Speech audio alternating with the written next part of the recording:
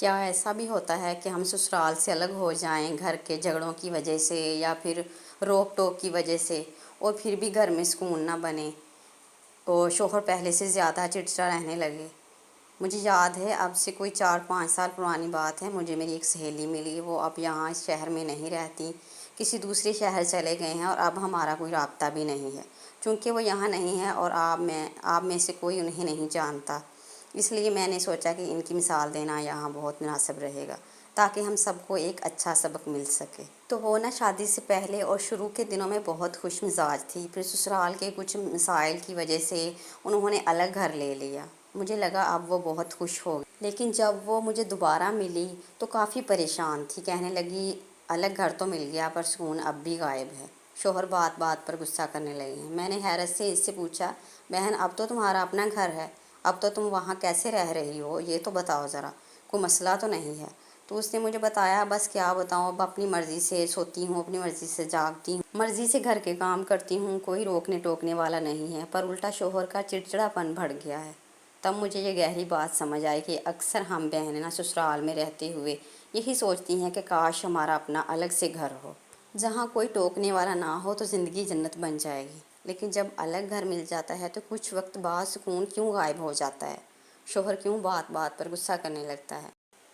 السلام علیکم میری پیاری بہنوں، کیسے ہیں آپ سب؟ امید کرتی ہوں تمام بہنیں بالکل خیریت سے ہوں گی۔ اللہ پاک آپ کو اپنے گھروں میں خوش و خرم رکھے، آمین۔ تو پیاری بہنوں، آج میں آپ کے سامنے وہ سچائیاں رکھنا چاہتی ہوں جو ہر کوئی آپ کو نہیں بتائے گا۔ آج ہم ٹھنڈے دماغ سے اپنے ان نادانیوں پر بات کریں گے جو انجانے میں ہمارے نئے گھر کا نا سکون متاثر کرتی ہیں۔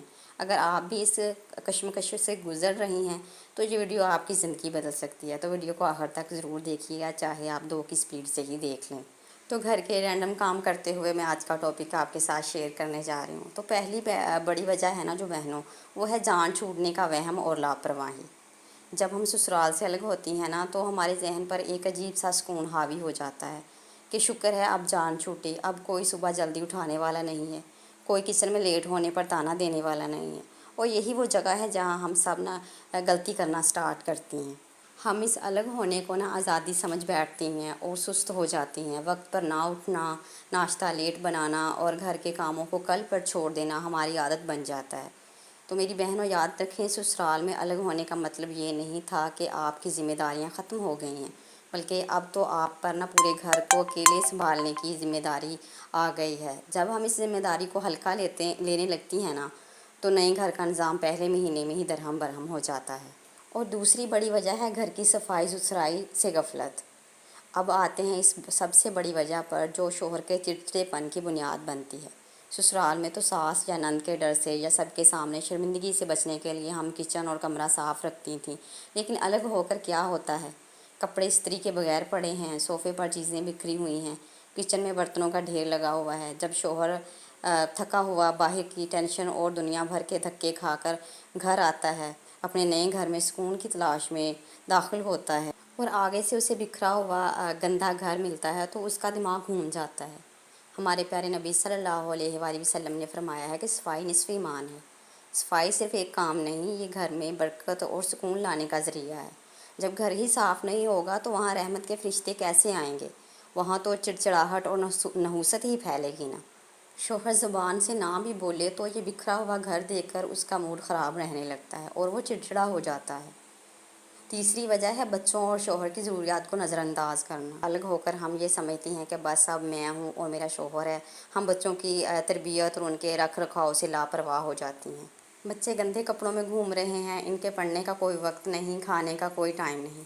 اس کے ساتھ ساتھ ہم شوہر کو وہ وقت اور توجہ نہیں دے پاتی جس کی امید پر نہ وہ الگ گھر لیتا ہے، کرائے کا ہی لے لیتا ہے، وقتی طور پر اس کا اتنا خرچہ اٹھاتا ہے۔ جیسا کہ آپ کو پتہ ہے الگ ہونے کے بعد ایک مرد پر نا مالی بوجھ بہت بڑھ جاتا ہے، کرایہ، بجلی کا بل، راشن سب اسے اکیلے دیکھنا ہوتا ہے۔ اتنی قربانی اس لیے دیتا ہے تاکہ اسے سکون ملے، لیکن جب گھر آ کر اسے نہ صاف ستھرا ماحول ملے، نہ ہنستی مسکراتی صاف ستھری بیوی ملے اور نہ ہی بچوں کی اچھی تربیت نظر آئے تو وہ اندر ہی اندر نا پچھتانے لگتا ہے۔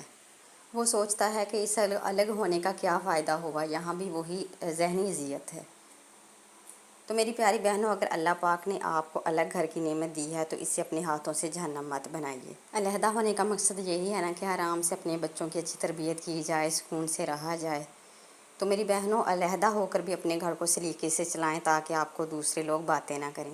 صبح جلدی اٹھنے کی عادت ڈالیں، شوہر کے گھر آنے سے پہلے گھر کو چمکائیں، خوشبو لگائیں، خود کو صاف ستھرا کریں، بچوں کو ایک نظم و ضبط ڈسپلن کا عادی بنائیں۔ شوہر جب گھر آئے تو شکایتوں کا دفتر کھولنے کی بجائے نہ مسکرا کر ان کا استقبال کریں، ان کی بنیادی ضرورت کا خیال رکھیں۔ جب آپ اپنے گھر کو واقعی گھر بنائیں گی، صفائی کا خیال رکھیں گی اور شوہر کو یہ احساس دلائیں گی کہ ان کا الگ ہونے کا فیصلہ درست تھا، تو آپ دیکھیں گی کہ شوہر کا چڑچڑاہٹ پن محبت میں بدل جائے گا اور گھر میں نا سچا سکون واپس آ جائے گا۔ تو پیاری بہنوں، یہ باتیں کڑوی ضرور ہیں مگر یہ کسی کے دل آزاری کے لیے نہیں ہیں۔ ساری بہنیں آلسی بھی نہیں ہوتیں، یہ ہمیں خود کو موٹیویٹ کرنے کی ضرورت ہوتی ہے۔ اس لیے نا میں نے سوچا کہ اس پر بھی ویڈیو بنانی چاہیے۔ تو یہ تمام باتیں جو ہے نا ہماری بھلائی کے لیے ہیں یا ہماری دوسری بہنوں کے ساتھ شیئر کر دیں، ان کی بھلائی کے لیے ہوں گی۔ اور کمنٹ میں مجھے سچی سچی بتائیے گا کہ آپ نے اپنے گھر کو کس ڈسپلن کے ساتھ رکھا ہوا ہے یا رکھنے والے ہیں۔ تو ویڈیو اچھی لگی ہو تو اسے بھی لائک شیئر ضرور کیجیے گا تاکہ ہماری دوسری بہنیں بھی اپنے گھروں کو اجڑنے سے بچا سکیں۔